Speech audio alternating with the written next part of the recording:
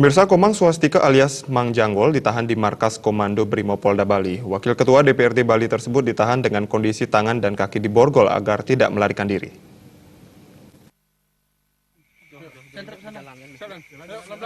Komang Swastika atau kerap disapa Jero Janggol kini menjalani penahanan di Mako Brimopolda Bali, Topati Denpasar. Wakil Ketua DPRD Provinsi Bali ini ditangkap tim gabungan Polresta Denpasar, Polda Bali, dan CTUC Polda Bali di Desa Meligi, Kecamatan Payangan Gianyar. Tersangka pengedar narkotika ini saat diamankan tengah bersembunyi di kandang sapi milik kerabatnya. Untuk mencegah tersangka kabur, tersangka diborgol pada bagian kaki dan tangannya. Kapolda Bali Irjen Pol Petrus Renhat Golose menyatakan, penahanan Jero Janggol di Mako Brimob bertujuan untuk memudahkan proses pemeriksaan lebih lanjut terhadap tersangka.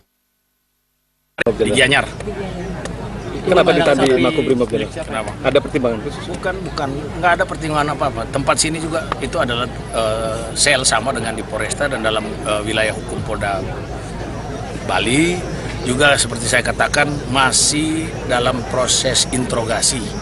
Jadi ini proses yaitu interogasi itu adalah proses yang bisa dilakukan oleh aparat kepolisian dalam waktu penangkapan narkotik itu adalah 6 hari. Kalau kakaknya belum ya Pak? Dalam pengembangan pencarian.